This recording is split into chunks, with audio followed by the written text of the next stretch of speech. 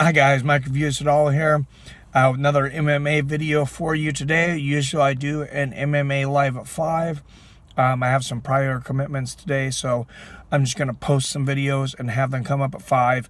If you're new to the channel, please subscribe here. Please give me a like if you like what I do, and please comment down below.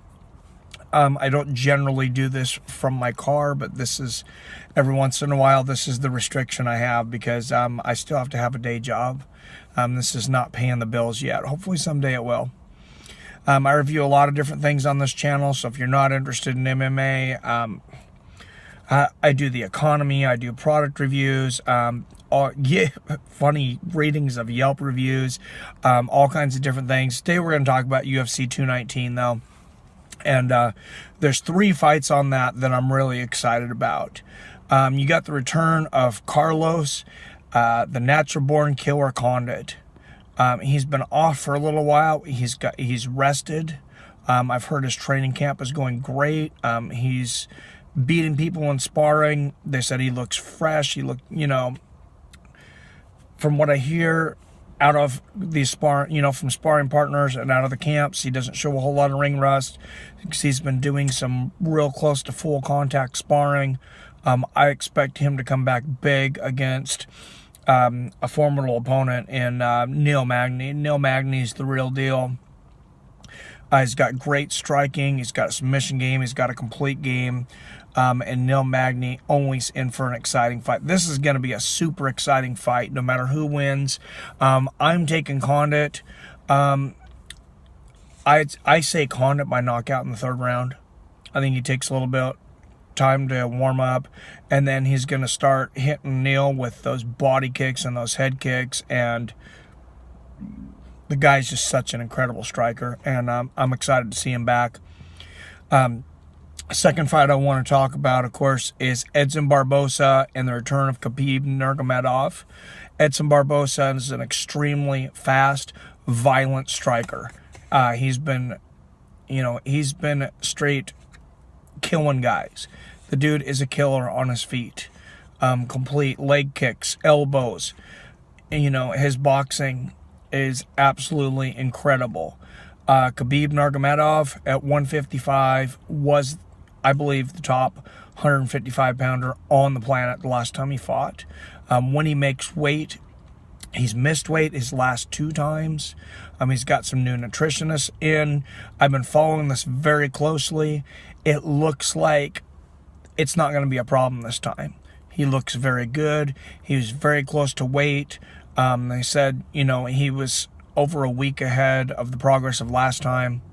I don't think he's going to make the same mistakes as last time. Supposedly he ate some tiramisu the week of the weigh-in last time. I don't know if that's one of those urban legends, but if he did, that definitely is not helpful. But I expect Khabib to win this. I expect him to wear Edson down, and I expect him to take him out late 2nd or early to mid 3rd round. I don't think that's going to make it to the decision. And then the winner of that's going to probably end up fighting Tony Ferguson. They're going to fight for either the title or their own title. I don't think anybody believes Conor's coming back to defend that belt right now. And the winner's going to fight Tony Ferguson to unify the titles, I think. So, and then, of course, the main event is going to be Holly Holm and, Cyborg, Cris Cyborg. That's going to be an incredible fight. That could be one of the best female fights that we've seen in the history of the UFC. I don't say that lightly. And the reason I say that is because of the high-level striking of both these fighters. Cris Cyborg, she's been knocking people out very, very quickly. She's never faced a striker like Holly Holm. Holly Holm, multiple time world champion, boxing champion, kickboxing champion. Literally over 100 striking fights. Of course, the head kick knockout of Ronda Rousey. She's very hard to take down. Cris Cyborg, I don't think she's going to outstrike her at this point. She might be able to land some punches. There's one thing, she might be faster than Holly. I don't know. Holly, she has those thick thighs. I think moving up the weight class is going to be very helpful for her up to 145. It'll be interesting to see The speed difference, Holly was starting to look a little slow at 135. I think that's why she had lost her last fight. But, this is going to be very interesting to see if she can catch Cris Cyborg with some kind of kick or punch. Because if it does go to the ground, Holly's been working on her jiu-jitsu, but Cris Cyborg's jiu-jitsu is extremely underrated. She's awesome. She is awesome on the ground. I believe she just got her black belt. I know she had a brown belt. She's working on her black belt. If she doesn't have her black belt, she's very close to it right now. Holly has been working on her jiu-jitsu. She got submitted, this is a couple years ago, by Miesha Tate. Afterwards, she immediately posted to Instagram a picture of herself in a white belt in a jiu-jitsu class and said, something to the effect of, you got to work hard to get better, be humble. So, and she works as hard as anybody in the game.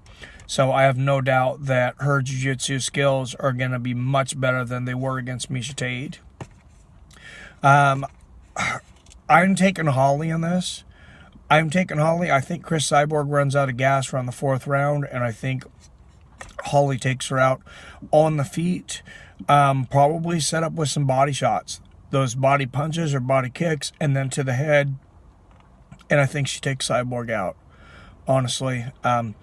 So, that's my predictions for that. I said, I'm calling Carlos Condit to win by knockout, Khabib Nurmagomedov by finish and knockout, and then Holly Holm by knockout.